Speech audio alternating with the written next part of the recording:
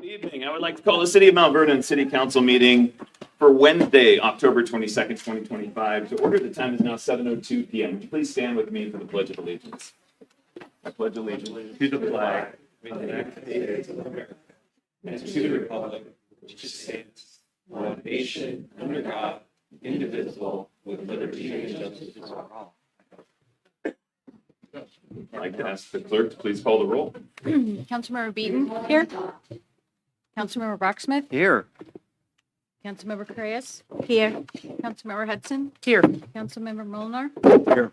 Councilmember Tesoro. Here. Councilmember Vanderstoop. Here. Thank you. Item 2 is the approval of tonight's council meeting agenda. Council, you've had some time to review it. Would you like to make a motion to approve? I'll make a motion to approve. Second. Motion by Melissa and a second by Gary. All in favor, say aye. Aye. All opposed, say no. Motion passes. Item 3 tonight is community comments. If you are here to address council tonight, we welcome you. Ask you to please step up to the podium and state your name and city of residence. Anyone wishing to speak tonight on any city-related topic, including levy ballot measure? No one wishing to speak this evening. All right, we will move on. Oh, good. Hello, come on up. Sorry. No, I get nervous speaking. I do too. Please just state your name and city of residence and Rocio Lopez, Mount Vernon, precinct 314. My question is the public safety part of the levy part, the parks and recreation. They're really not safe, so I'm trying to figure out and understand public safety part of it. Because even now at my age, I still don't go to the parks because they are that. It's unsafe, but they're also not disability accessible. So I'm trying to figure out and understand the point of view of why the parks and recreation is being included in this. Also, who are they looking to for advice or recommendations on how to make these parks more accessible? Because putting asphalt is not going to solve the problem. My suggestion that I've had other activists say, get in a wheelchair, go into those parks. Are they safe for them in a wheelchair? Are they accessible for them? If they have a child and they're in the playground and it's all rocks, all gravel, is that safe? So I just kind of want to know more about that because I don't understand fully. And that's what I was talking to Richard about. But, Skagit has a disability board, and if they're not being utilized and they're not being looked to, then who's making those decisions about public safety when it comes to parks and recs? So I don't if somebody can just educate me a little bit, or if you guys just have any information for me. well, first of all, Ms. Lopez, thank you for coming to talk with us tonight. We absolutely do have some information, and I want to connect you with our Parks and Rec director so that you can have that conversation.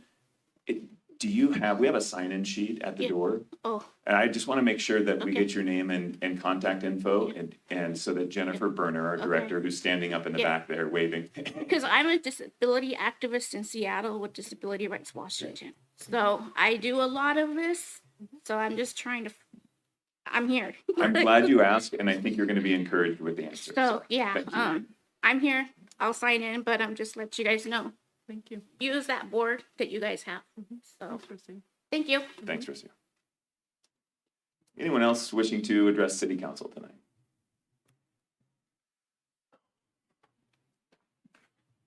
Hi and welcome. Hi, my name is Mandy Venio, I'm resident of Mount Vernon. Had the pleasure of talking to some of you before over the last couple of years, and I just wanted to speak on behalf of my crew tonight and myself that we're really excited that the levy lid lift is an option, and we're excited to hear what everyone has to say about it and just be here to support Parks, Police, and Fire tonight. Oh, thank you. Thanks for being here. Thanks to the crew as well. Anyone else? Public comments tonight?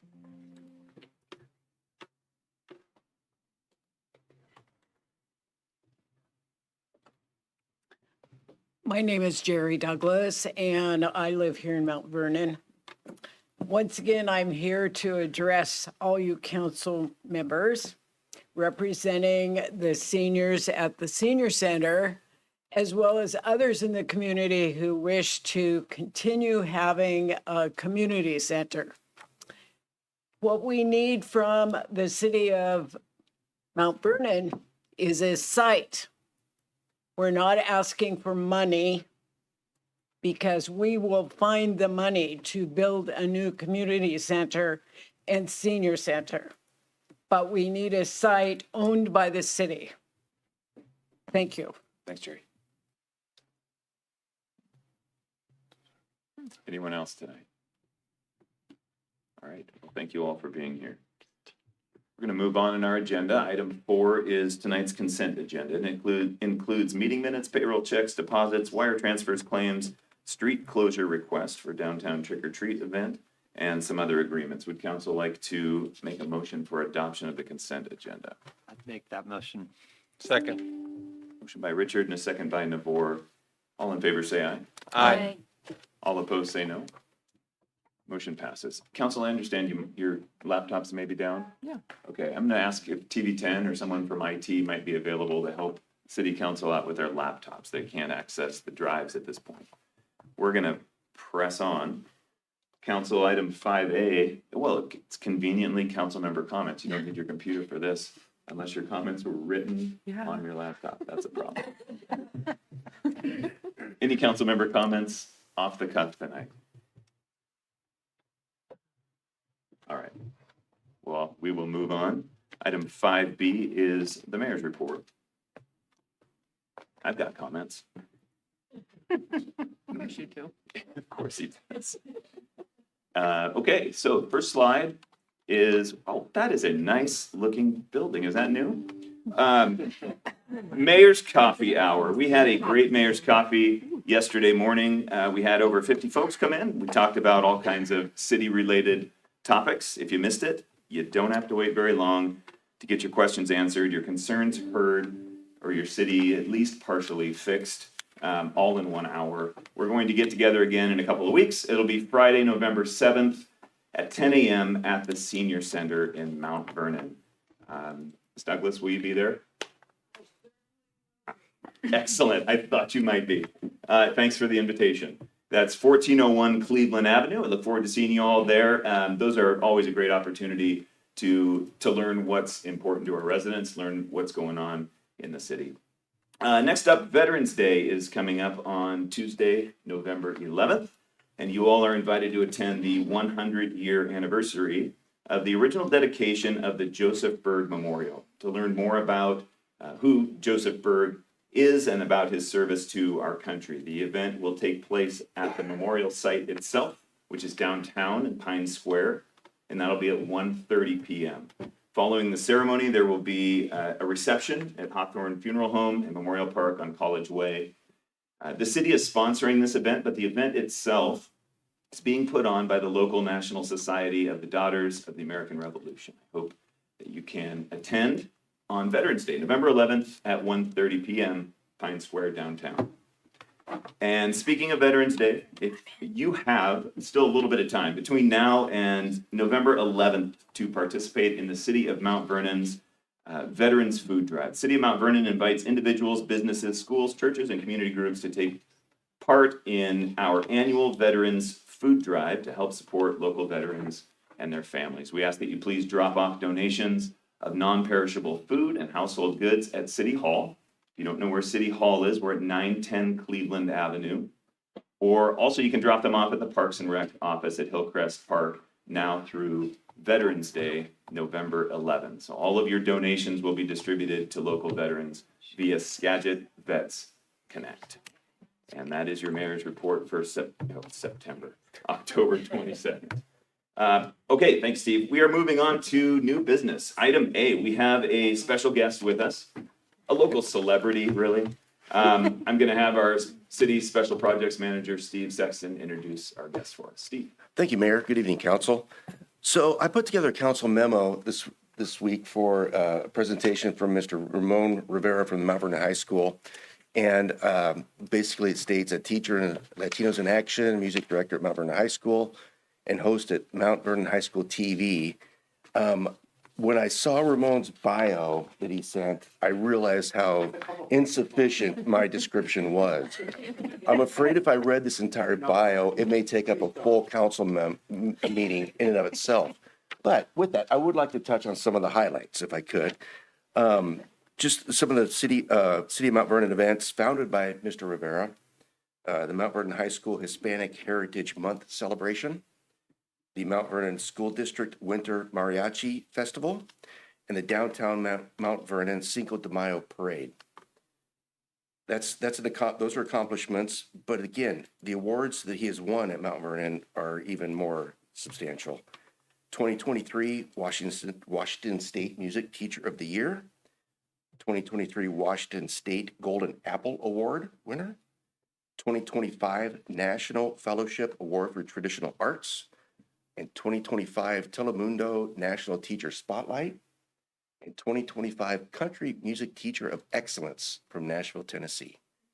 So with that, I'm going to please ask Mr. Ramon Rivera to join us up at the podium, and just excited to hear all that he has to say. Thank you. Mr. Rivera, Thank you. come on up. Thank you. Thank you, Steve. Thank you. Thank you. Thank you very much. All right. Well, first, Steve has a video ready for you because we couldn't come out here without a video. First, the mayor and council and city attorney and this lovely lady here and all the people, because you are who we serve. This is who I serve, the people and the kids. And right next to me is one of my parents. He's here. She's like, you have my daughter, you know.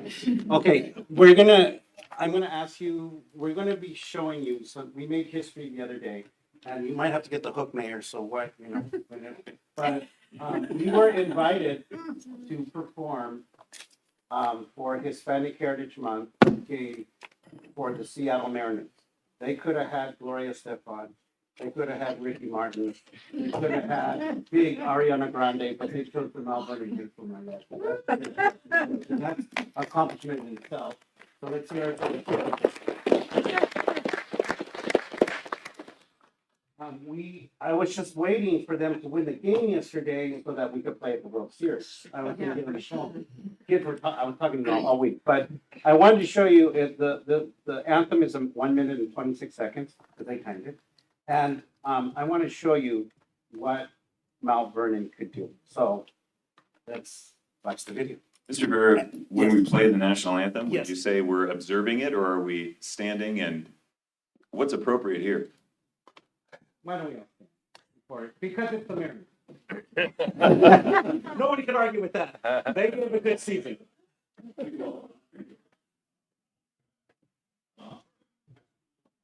That's me.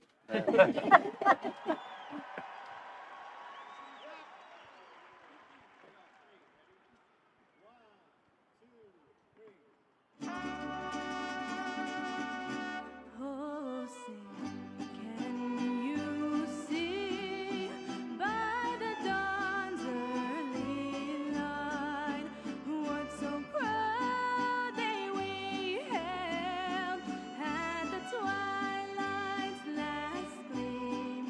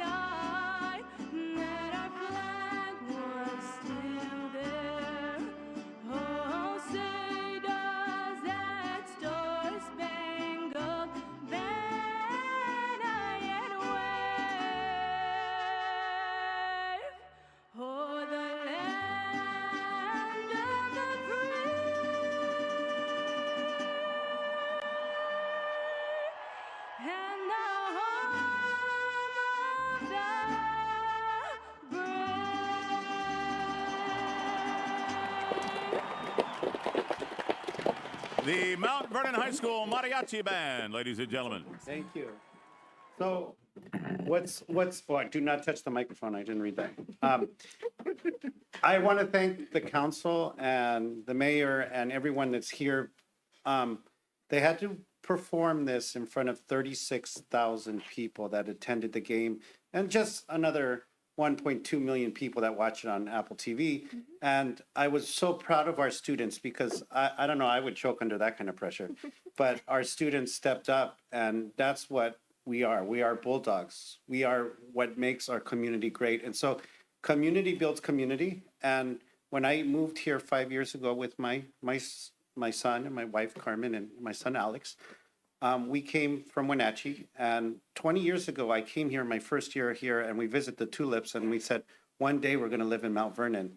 And so our dream came true of coming to Mount Vernon and living here and changing this community, because what's most important is that you are fostering the youth. And I work with the youth every single day, and I know that you see teenagers in a negative way on TV and the news, or even Latinos in a negative way, but we don't see that in Mount Vernon. I didn't get one negative comment about those kids playing the anthem, because it was a big deal for our kids in our community. And it was so cool when we exit that song and we finished it. There was about a section, I don't know, we must have bought all the tickets or something. They yelled, "Go Bulldogs!" And then we yelled back, "Go Bulldogs!" So I thought that was more to me than the anthem, was that the people of Mount Vernon bought tickets in the droves, because they called me, because I'm all about ticket sales. Everywhere I go, it's all about ticket sales. And they were like, man, because they track where all the tickets are sold, and like, I think half the stadium was Mount Vernon, but that's okay. I think that's great that our community came out and supported us. And so I'm very grateful for the city. I'm grateful for our community, because community builds community, and we're going to keep on building community, because that's what's so important. And do we have pictures? All right, so here's some pictures of the game. And here's our beautiful folklorico dancers and our beautiful singer. Her name's Clarissa Herrera, who's a 12th grader at Mount Vernon High School. No pressure, right? No pressure. And you saw I was conducting. The reason why I was conducting, there was an echo. So it was like, oh, say, can you see? And I said, okay, I'm watching. So they had to watch me. And then they stick fireworks. I'm like, what? And then, because the kids are not used to the fireworks. The kids, the first time in rehearsal, what's that? I'm all, don't turn. If you see them, they're looking at me. They're like, watch me. Do not. And then they saw themselves on the big screen. And so I was like, there's a recipe for disaster, but they nailed it. They nailed it. And also, the Mariners were so nice to send me the professional video that was on the screen. Wasn't that cool? Nice. That the video was on the screen? Yeah. And here is another picture of them. These are pictures done by the Mariners. The Mariners were so great to have that.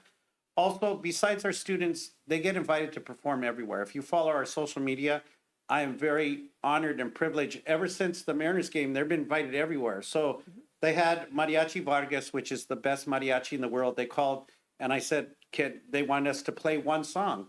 And I sent them a video of the kids, and they're like, no, now you get to play 6 songs. And so the kids played songs with the group and also got to dance. If you see, our dancers are that good to dance with the best mariachi in the world. And I was so honored for our students to do this. This all happened in the last 30 days. So I'm just, we're on fire, so which is a good thing. This was, that's me, and that's Ashley and the students. And that was our first Cinco de Mayo parade. Thanks to our Park and Rec, and thanks to you, we were able to pull it off in the rain. 1,000 people showed up. And then this year, I think 5,000 people show up. And I'm going to be turning my next application in. And I think the mayor even rode a lowrider last year. It was so cool. I had a limousine, I had a Ferrari, I had all this other stuff. He said, "No, I'm riding the lowrider," and he was just smiling, and they were doing the tricks. And how was your back? I still visit a chiropractor. Yes, but that's what community builds. We had something, and we've gotten people like coming all over Washington State just for our little parade. And it's not a little parade. It's a big deal. It's a big deal for our community. And this was the wonderful, I was chosen as one of the 50 fellows in the United States. They had 300 people apply, and they chose me because of what I do in cultural arts. So I'm super honored. That's our superintendent, Dr. Vergara, and the bulldog that's dressed. Doesn't he look cool with the sombrero and the serape? It was like, that's the mayor's next outfit for the parade. So anyway, I want to thank, I know I only have a few minutes here, but I just want to thank our council members who brought me here, who invited me, and please support music education. Please support our kids. Please keep on doing what you're doing, because without you, we have a village. This is a village. It takes a village to support our kids. And without you and without everyone in this room, we could make a difference in our kids' lives. And you do that. And I'm so honored and privileged to live here in Mount Vernon, to be part of Mount Vernon, we are Mount Vernon, and we're making putting Mount Vernon on the map. And it's really important, because when I went to the Mariners game, they're like, "Oh, you're cute. You're from the little farm town." I said, "We are not a little farm town. We have a parade. We have a mariachi band. We have a big music program." And then once they saw us play, they said, "You're not from Little Farm Town. You're from Mount Vernon." And then, so we're going to change that narrative, and we're going to say that we are not Little Farm Town. We are Mount Vernon. We are super strong, and we're going to change this. And that's why I'm running for governor. Just kidding. Just kidding. Just kidding. Anyway, I did give all the council members one of these, and if you would like one, just come and see me. I have them right here. They get a beautiful poster, and that guy in the middle is really cool. I don't know that guy. And I had to sign the mayor's autograph on there. So thank you again, council. I am honored. Thank you for honoring me today and being part of this wonderful meeting. And bring me back, please. I'll bring the kids next time. We could dance a song, play a song, or do the anthem again. We would love to do it, because we're going to be famous now. What I always tell the students is dream big. If you go over one mountain, go to the next mountain, and keep on dreaming big. And so this coming up, we have our winter concert that's coming up, and I just wrote a grant to take all my mariachi students to go see The Lion King at the Paramount. So I am so excited. We got to see Hamilton last year, and this year we get to go to see The Lion King. So can you guys hold up your posters so I can take a selfie with it? Come on. This is what I get to do. The kids won't believe this. Look at that. The mayor has it. You know how cute this is? I'm so cute. It's gonna go viral. Thank you. Ramon, thank you. Thanks for all you do. Thank you. Thank you, everyone. Thank you.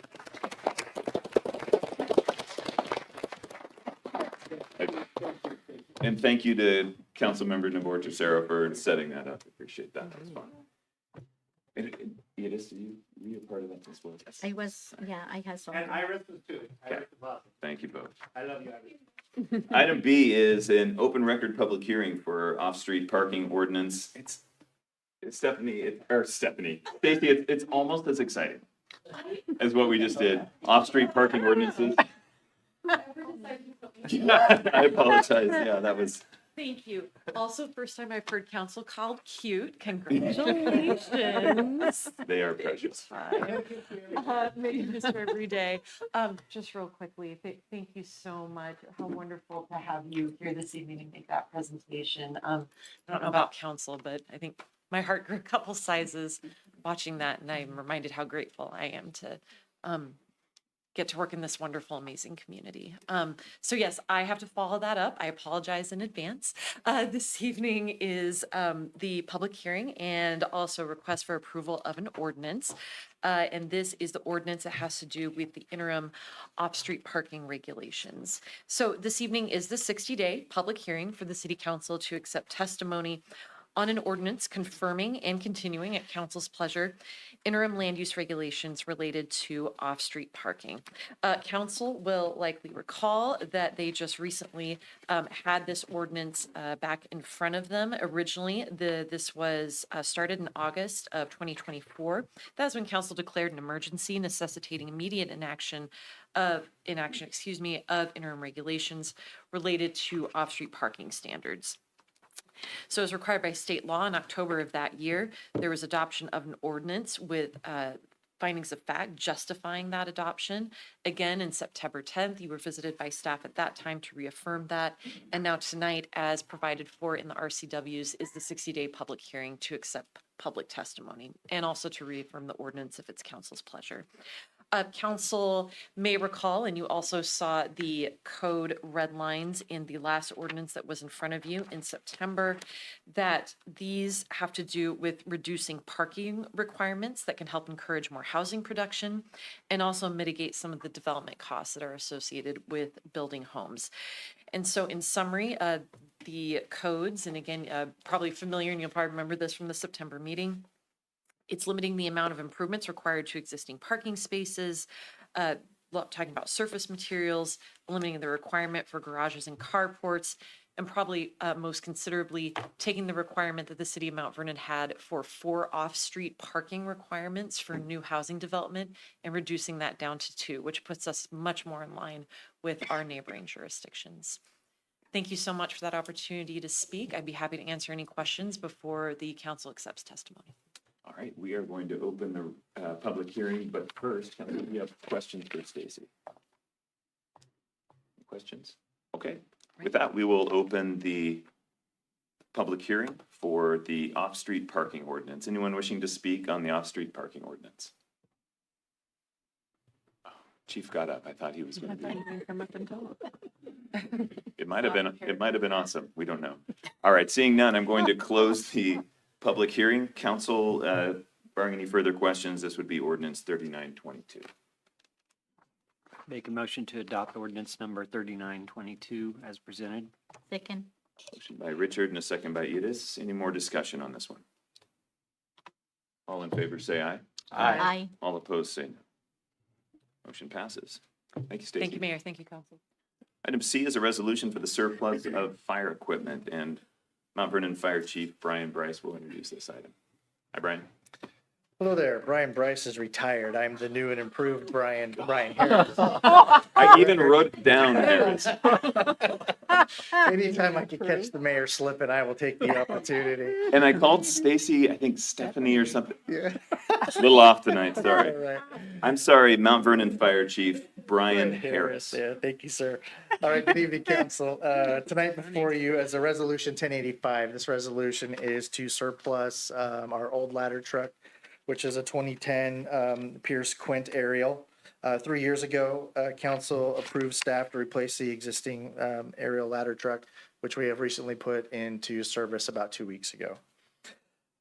It's staff recommendation that we put this vehicle up for sale as there's considerable value left with this vehicle. And just looking for your approval to approve resolution 1085, which would allow us to move forward with putting that vehicle to auction. Council questions for Harris. I don't have any questions other than just to say anytime that we can recover up to $450,000 on a fire engine from 2010 sounds like a good deal. And so with that, I'll make a motion that council approve resolution 1085. Second. Motion by Melissa and a second by Navor. Any more discussion on this one? All in favor, say aye. Aye. All opposed, say no. Motion passes. Thank you. Thanks, Chief. Item D is an ordinance to amend the 2025 salary schedule, and Police Chief Dan Chrisman has left the building. Council, if you're okay with this, I'm going to jump to item E. We good with that? We are. Okay. Item E is a resolution for City Council's support of Proposition 1. And this is going to be a joint presentation by 3 department directors who have the most at stake when it comes to passing this levy in November. Fire Chief Brian Harris, Parks and Rec Director Jennifer Berner, and unfortunately, Police Chief Dan Chrisman, who could be here any minute. We don't know for sure. We don't know for sure. He has some words to say as well, so we'll save Chief Chrisman's remarks for last. Okay. Good evening, council. Tonight is a recommendation for your approval of resolution 1086, which is a resolution of the city of Mount Vernon, Washington, supporting Mount Vernon Proposition 1, placed on the ballot by the city council with the passage of resolution 1078 concerning basic public safety, essential services, and improvement. The recommendation is to do pass from staff, and If I may, I will read the resolution into the record.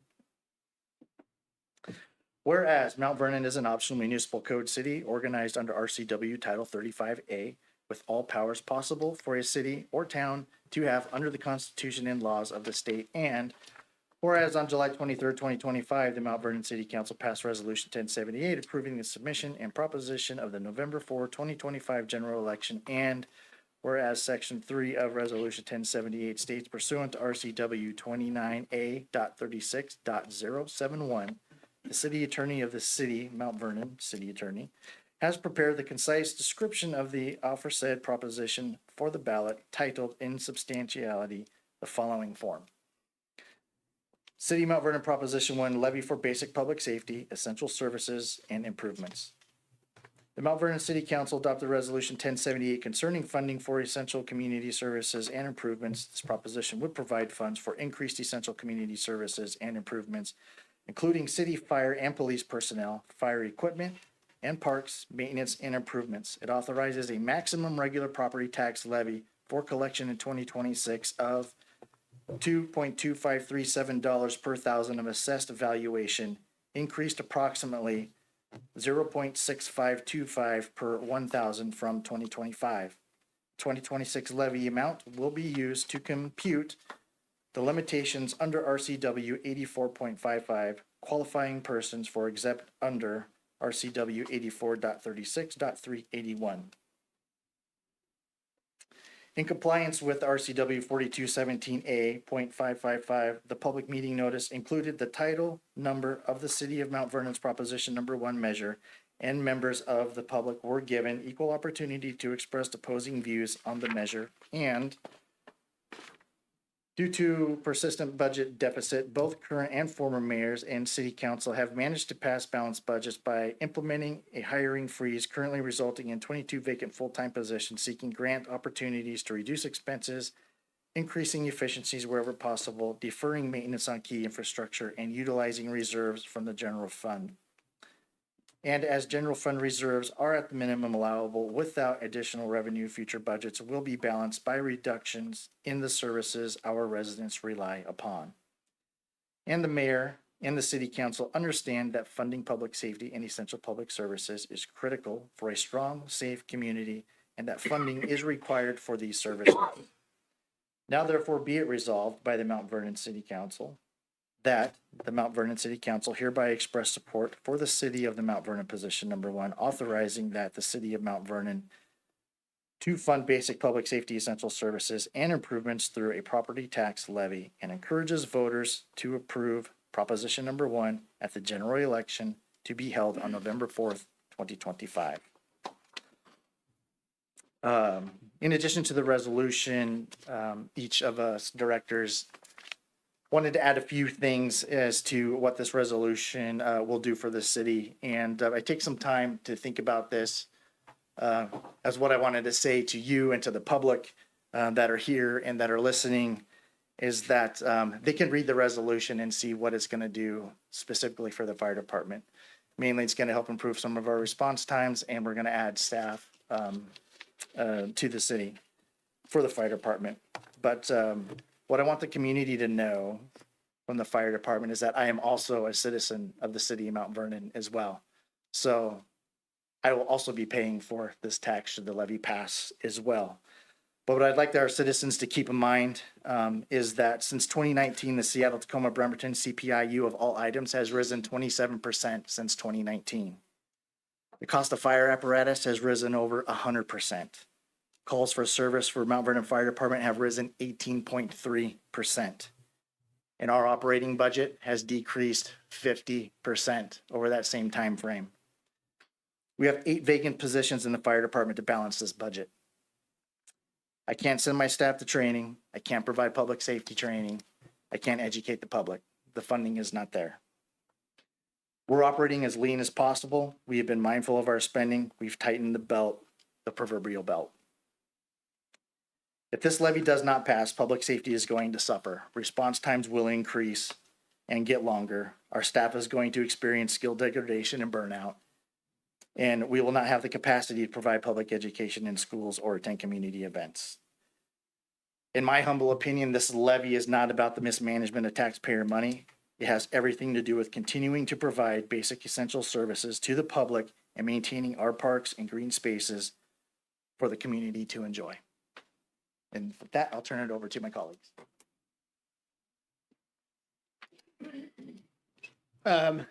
Council and community members, the Mount Vernon Police Department works to protect our city, our community around the clock. And yet most people would be surprised to know that on occasion, there's only 3 police officers working on a shift to cover the entire city. Since first saying that Mount Vernon PD is in a staffing crisis, things haven't changed much. The public safety lid lift will provide some needed relief to our staffing crisis by adding 6 new full-time police officers, 1 officer each year for 6 years. Over time, we predict the increased presence of police officers will decrease the number of crimes committed in our community by providing a proactive approach to policing. Council, this levy lid lift isn't about numbers, it's about people. It's about people in our community who deserve quality public safety. And it's about your employees who deserve a robust police department, fire department, and parks department. It's about ensuring that we have enough officers to respond to our community's calls for help and that our officers have the tools, training, and support they need to support them. It's about faster response times, you've heard, stronger neighborhood presence, and a safer future for all of our families. I want to thank you for your time, your trust, and your partnership in this. Good evening, Council. Jennifer Berner, your Parks and Recreation Director.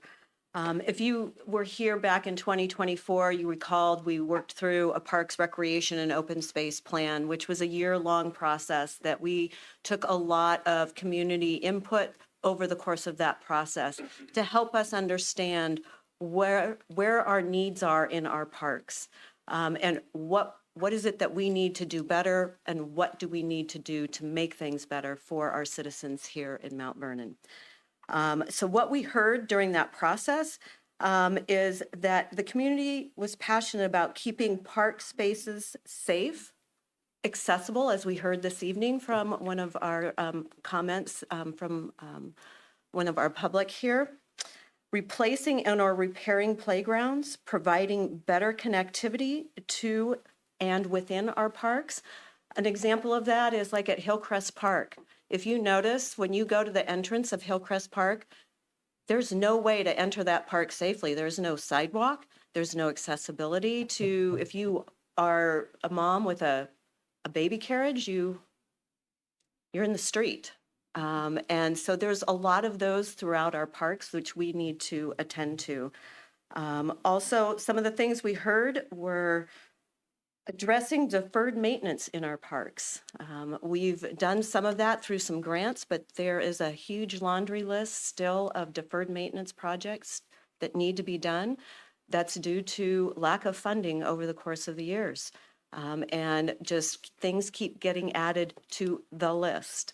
And there's no way, it's not for the fact that we don't want to do the projects, we don't have the funding to do those projects. And that's the part that hurts, is we would love to be able to see these projects happen in our parks for our community, for them to be out there and able to enjoy our community and use these parks in a positive way. We also heard that they'd like to see some capital projects being funded in our parks, things like an inclusive playground at Hillcrest Park, a skate park at Bakerview Park. Those are just a few of the things that popped up during the pros plan process, time and time again from folks. The proposed levy would offer a reliable, dedicated funding stream that would provide a means to accomplish many of the needs expressed during the pros plan process. It would ensure funding for maintenance and safety. One of the key things that people brought up during the pros plan process as well is feeling safe in their parks. And so we need to address that. Preserve and expand recreational opportunities. The levy would help develop trail networks, and it would provide funding for capital projects. As we all know, a well-maintained park increases positive use. Deterring negative use which in turn improves physical and mental health and strengthens all of our community connections. Thank you again, Council, for your support in this levy, and thank you for your support over the years of Parks and Recreation programming. Thank you. Thank you, all three of you, for being here tonight, for presenting this item. Council, if you have questions or comments, this is Resolution 1086 when you're ready for that part of it. Yes, Councilmember Carillas. Thank you for what you're doing it. And all of us, I think we are advocating for this levy to pass. And when we've been doing doorbelling for the new runnings for the elector, and we have a few here, and we take the chance and talk to the citizen and said, we need this to pass. Then if nobody has more questions, then I would like to be more than happy to move this resolution. I actually have a couple comments, Yeah. if I may. Yeah, I just want to say that as your city council member, I never take lightly any decision that involves raising taxes. I've spent a great deal of time reviewing Proposition 1, asking questions, and considering what it means for our community's future. I don't like raising taxes, so I'm not, because this is not a councilmanic decision. I support Proposition 1 because it ensures Mount Vernon can maintain proactive, not reactive, policing and essential city services in our fire and EMS response, where every second counts, to our vibrant parks everyone can enjoy. In 2000, our population was 26,817, give or take a human. In 2025, it's 35,259, give or take a human. We have grown significantly, yet staffing and resources have not kept pace. Proposition 1 will help keep Mount Vernon safe, well-maintained, and responsive to community needs. For me, this is about keeping up with growth and preserving quality of life that makes Mount Vernon such a special place to call home. Councilmember. Yeah, Councilmember Hudson. Thank you. I know it's hard to talk about raising taxes.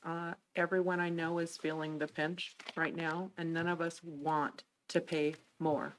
But what's harder is watching our city staff stretch themselves thinner and thinner every year, trying to do more with less. Our firefighters, police officers, and maintenance crews are working tirelessly to keep Mount Vernon running, even as budgets tighten and positions go unfilled. Proposition 1 isn't about extras. It's about giving our community the basic tools it needs to stay safe and strong.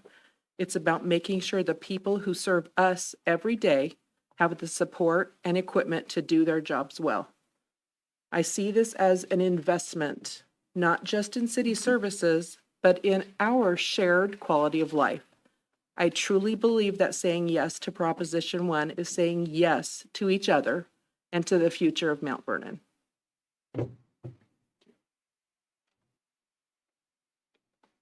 Yeah, Councilmember Vandersloot. Just really quickly, just to bring this maybe a little bit closer to home, I just want to thank you guys. My grandma fell in the Safeway parking lot a couple years ago, and I really appreciated the fast response time. She broke her femur, and if the fire department and the police force hadn't been there, and it had been a couple more minutes, it could have been a lot worse. So I really appreciate you, and I hope if this resolution passes, we can keep those really good response times up. Yeah, Councilmember Brocksmith. I'd like to continue that theme about how this is relevant to people in our community. So for instance, this will make all of us safer by putting more police on our streets, which will reduce the number of accidents, which will reduce the number of injuries and property damage to individuals. Also, if we all know how when you need somebody and the fire department shows up, how important that is on your worst day of your life. And this extra income and staff would allow the fire department to respond to 33% in larger area in the city to meet the 4-minute mark, if I'm not mistaken, and in response to your calls. And how important is it to you to have our fire department get to your home in a timely fashion? Well, it's the difference between life and death, really. And so this isn't just maintaining, this is expanding significantly the safety of individuals in our city. We all know how important that is. And so we sure hope that you will consider supporting this levy, but it is up to you as a city to make that decision. Thank you. Council, there's time for more comments or questions. There's also a motion by Edith for approval of resolution 1086. I will second her motion if there's no other comments.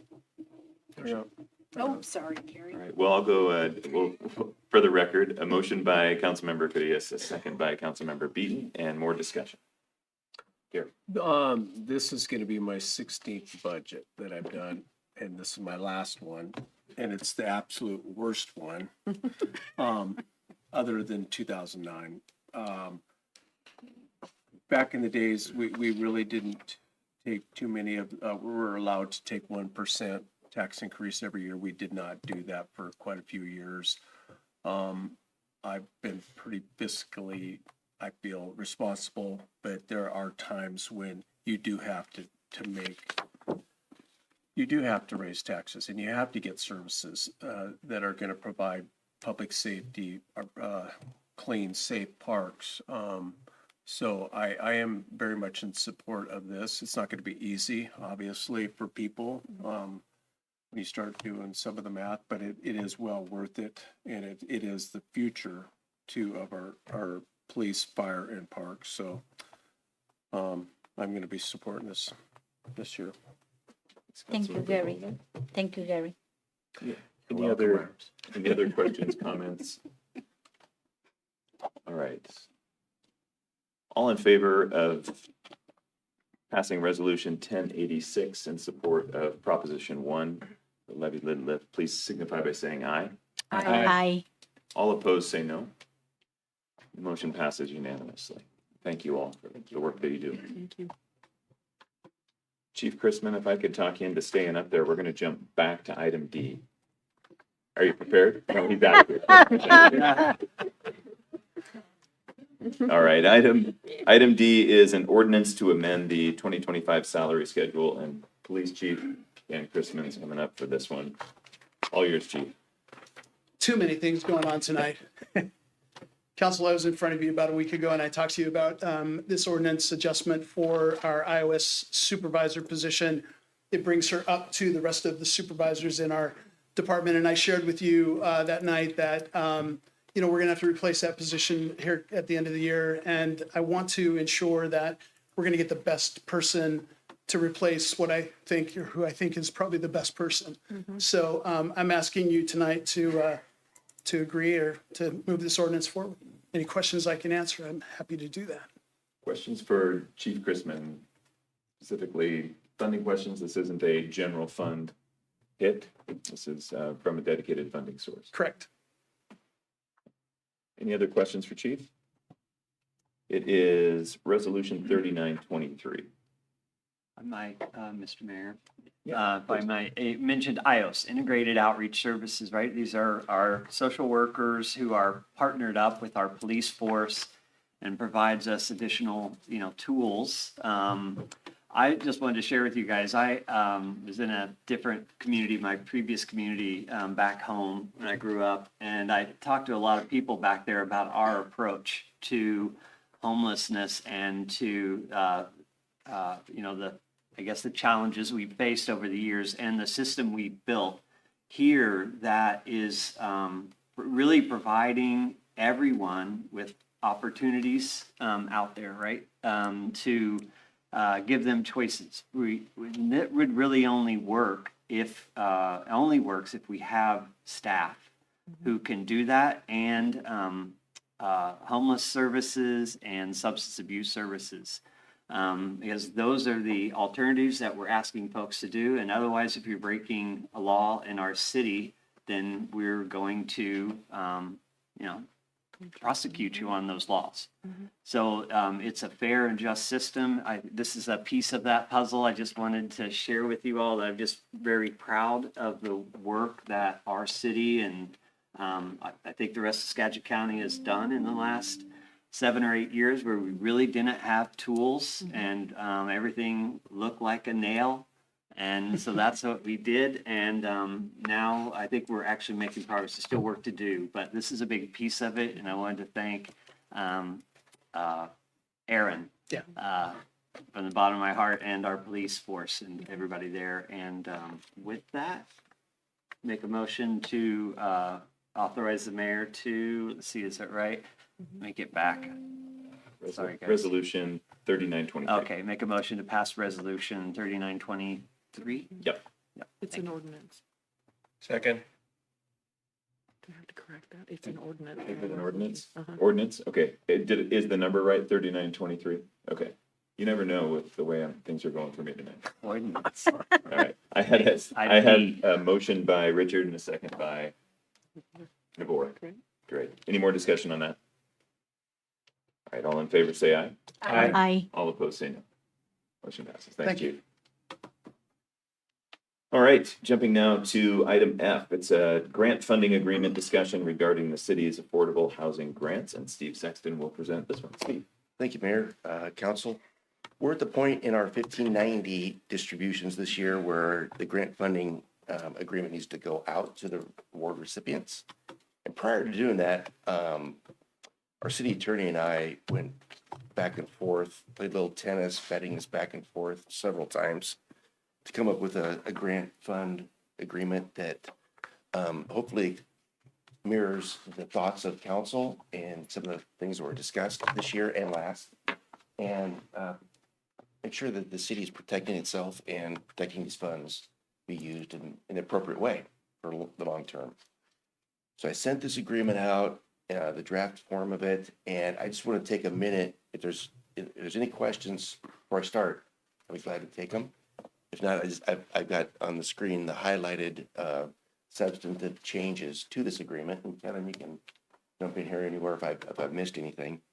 Paragraph 2.3 determines the period of affordability, and this is something that we discussed last year, and Kevin and I both agree this is something that should be in this agreement, and it's that low income affordability time frame for the project. And what we came up with was kind of a sliding scale based upon the grant award. It seemed cumbersome if we're given a grant award for $20,000, expect that to stay affordable for 50 years. And it seemed like it appropriate to make that in different levels. So for instance, a 5-year affordability period for grants up to $20,000 and $100,000. It would go up to 10-year affordability period for $100,001 to $200,000, and 25 years for $200,001 up to $400,000, and 50 years for anything $400,000 and above. And one of the things that is also in here is this, you'll see under 2.5, what we looked at was the sum total amount, meaning if an applicant got $100,000 last year, $100,000 or $150,000 this year, $250 total, that's where they would fall in that affordability piece. It couldn't be divided up over several years and try to get under, it wouldn't be under that amount. Any questions on that part? Questions, council? Does that make sense? Okay. Okay. We have a definition that Kevin put in, substantially complete. Means that when the project work is progressed to the extent that the recipient has full use and benefit of the facilities. Pretty standard verbiage there, I believe, in agreements like this. We did include a restricted covenant, which is also attached to this agreement. Pretty standard documentation to maintain that affordability timeframe on that property, runs with the property. Any questions on that? I'll jump in if I can. Yeah. So we are providing these grants to both service provision and capital infrastructure. And so this would be like a template, right, which would be fixed to each unique situation. This is for the capital. This is strictly for the Because capital you're piece. investing money for these facilities. Okay. Services, we don't have this template for it because basically you're giving money after they prove to you the services were provided. Okay. Strictly the capital pot. That's clarifying. Thank you. Okay. Good. All right. Next up, scrolling here, there's a couple others I wanted to bring up. Effective the date duration gives them 18 months to begin work on the project. Determine what that work means, and within 24 months, so they should obligate the grant funds. By that time, they should be submitting reimbursement requests at that point. And those timeframes are, again, these are all up for council discussion, decision, obviously. So those were the main things I think I had in here to go over with you. The rest of it is pretty standard to what we had last year. Unless can you think of anything that I overlooked? No, this is template. Each situation is going to be different depending on the real property at issue. This would be applied for site acquisition as well if you don't have the site. So you wouldn't record the covenant, obviously, until you own the site. It also has a clause for subordination. You may have other lenders who have securities on the site who are contributing to this facility. So they may require that the city subordinate their claim to those lenders. So there is a carve out for that. Of course, if that were to happen, you would have to approve it. So we looked at all these contingencies as a template to get this going. We used the 2-year obligation funds based upon, frankly, what the county puts for distressed grants, that you have to obligate those funds within 2 years. So people aren't just sitting on funds. You don't have to have the project done. They need to start spending the money towards completion of the project. But these are policy decisions. If I may. Yes, please, sorry. Is there a carve out potentially for number 8 where you're just discussing that maybe the mayor in his discretion could extend the timeline if he chose? Or is that something that council would be interested in doing? I would think it'd be a council call. Yeah, each of these agreements is subject to the council approval. If there is a project that's going to take much longer, these are all flexible terms. There's nothing here that's written in stone, so to speak. These are all transactional.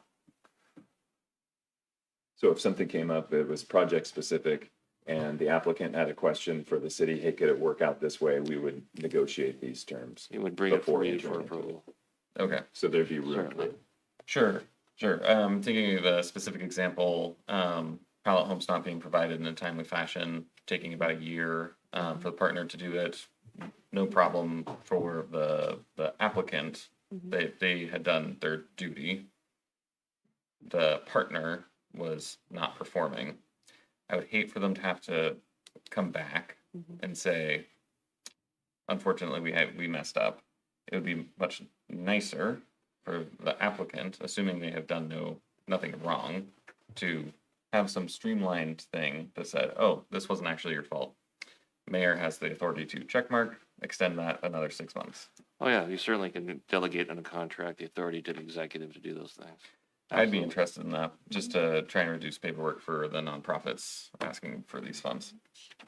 I think it's especially applicable on the project side, because as we all know, timelines on construction projects don't always are very even all the time. They're disruptions and things get drawn out, things like timeframes extend.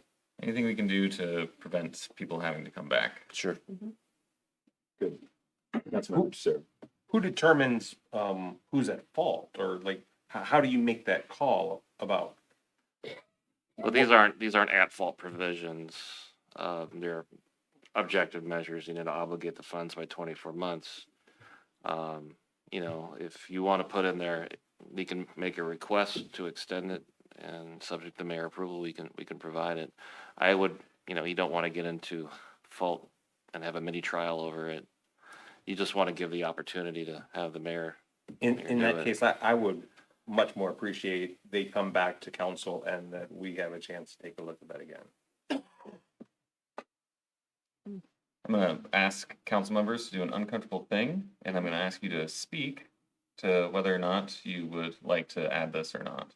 And if it's a no, that's totally fine, but just so we can get through it. I support what Andrew's suggesting, anything to cut the red tape, and certainly I trust the mayor's decision. I as well. I agree with what Andrew said. I want it to be streamlined. I am in the same line too, to support.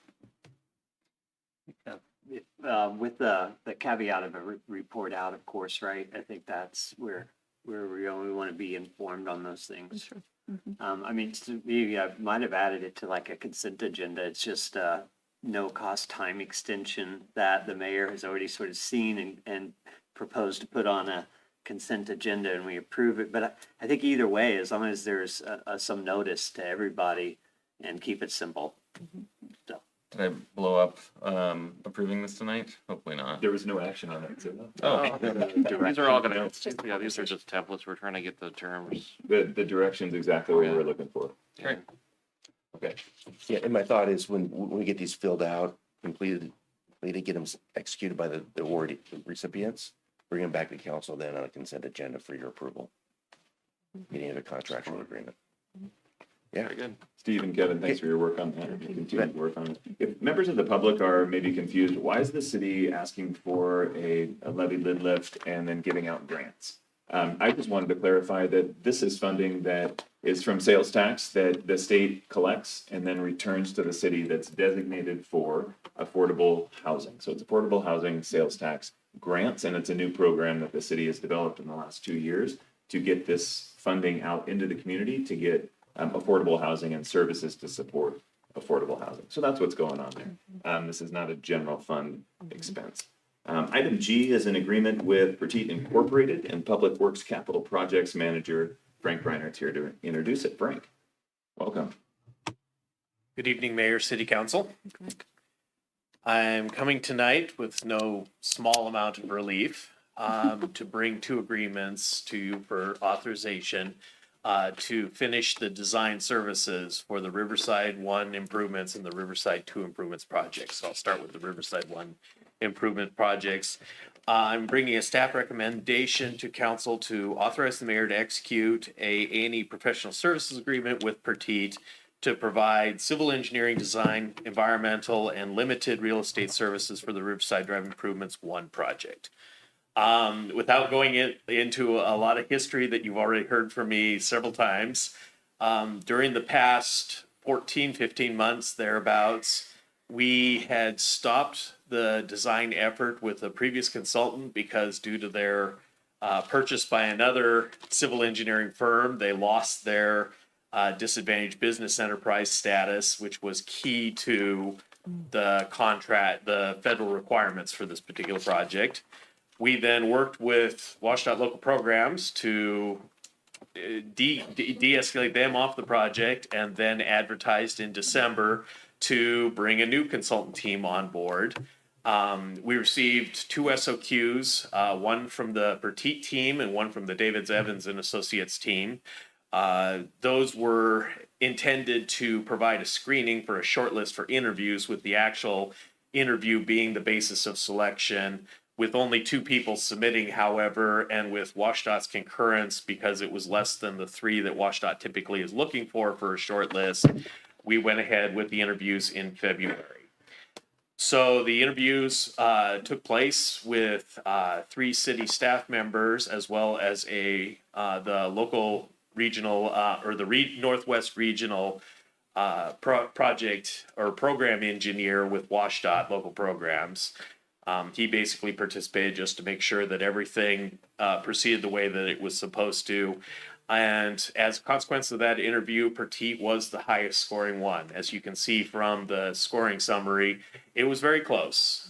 Both teams knew what they were after, and the David Evans team actually had an advantage of having been one of the team partners for the Trantec team, but in the end, Petit was the highest scoring one by the panel, and Washtenaw Local Programs, while they did not actually participate in the scoring, provided his concurrence with that selection recommendation. We then had to go through the very involved process of trying to reach a balanced and reasonable and scope of services that did not require a lot of redo of work that had been previously completed by the Trantec team. That took several months worth of negotiation, review, looking at files passed. At the same time, we were dealing in a changed regulatory environment as here the end of 2024, the beginning of 2025 had seen several changes on the federal level in terms of policies and requirements, particularly as it pertains to securing right-of-way acquisition for both permanent acquisition, but also for temporary access for construction. So we needed to navigate all of those at the same time. At that point in time, we also made a strategic decision that the Riverside 1 project, because it would require permanent acquisition as well as temporary acquisition, that would be a much more expensive proposition, and we would want to seek federal funds to support that expensive proposition. So this scope that I'm presenting to you for Riverside 1 only includes a relatively limited scope for real estate services to identify the real estate needs. There will be a follow-up right-of-way phase associated with this project to do the acquisition for Riverside 1. This makes a distinct difference between this one and the Riverside Drive Improvements 2 project, where all the acquisition is temporary access and all of it is built into the professional services agreement that I'm bringing to you tonight for Riverside 2. That's the reason why one is $700,000 and change and the other is 1.3 million. That's what makes the difference. So at this point in time, we went through those processes. I updated you with some of the scope elements here earlier this fall. We ran them through local programs, who is experiencing their own challenges right now with staffing and funding and such, but we were able to get concurrence from them. We were able to get concurrence on the agreements just before the federal government shut down, which was good. We just managed to squeak in under the radar there. And that leads me now to the professional services agreement that I've brought to you tonight, and I'd be willing to entertain any questions you might have. Council questions for Frank on project 1? Or motions? I'll make a motion that council authorize the mayor to execute the architectural and engineering professional services agreement with Petit. Second. Motion by Melissa and a second by Gary. Any more discussion? Any discussion at all? All in favor, say aye. Aye. All opposed, say no. Motion passes. Thank you very much. Item H is the second agreement with Petit Incorporated for Riverside Drive 2 project. I'm not going to repeat all the history again. Thank you. But essentially, the core findings of this, we went through a similar process. Again, advertising in December of 2024. We received 2 SOQ submittals, one from the Petit team, one from the David Evans team. They went through the same interview process in February, and everybody struggled to keep straight 4 different interviews about the same thing with the same people. And amazingly enough, there was actually differences in the teams between the 2 interviews. So the scoring was close, but it wasn't identical, especially between all of the panel scorers. Nevertheless, the outcome was the same, and Petit was selected as the preferred consultant based on the interview scores. The same negotiation then ensued. This one was a little more complicated because there are more complications on this section. This is the section of the street between the bridge and the city line and College Way to the south. There's more business negotiations that have to be undertaken with it. There's a little more complexity regarding undergrounding the overhead utilities. And then finally, we were making the strategic decision that we wanted to make sure that we got full right-of-way certification through Washtenaw Local Programs and FHWA so that this one could move straight into construction. One of our considerations is to separate Riverside 1 and Riverside 2's construction a little in time so that we're not trying to build both of them at the same time. So that was part of the reason for the strategic decision. At this point, again, it's been, the agreement that you see before you is an A&E agreement that's been reviewed and approved by WashDOT and FHWA. So I come to you tonight recommending that City Council authorize the mayor to execute an A&E professional services agreement with Petite to provide engineering, design services, environmental and real estate services for the Riverside Drive Improvements 2 project with a not to exceed total of $1,313,162. I'll entertain any questions you have about this. Questions or motions for Frank? I'll move that we authorize the mayor to execute an A&E professional service agreement with Petite for the Riverside Drive 2 project. Second. Motion by Mary, second by Gary. Any more discussion?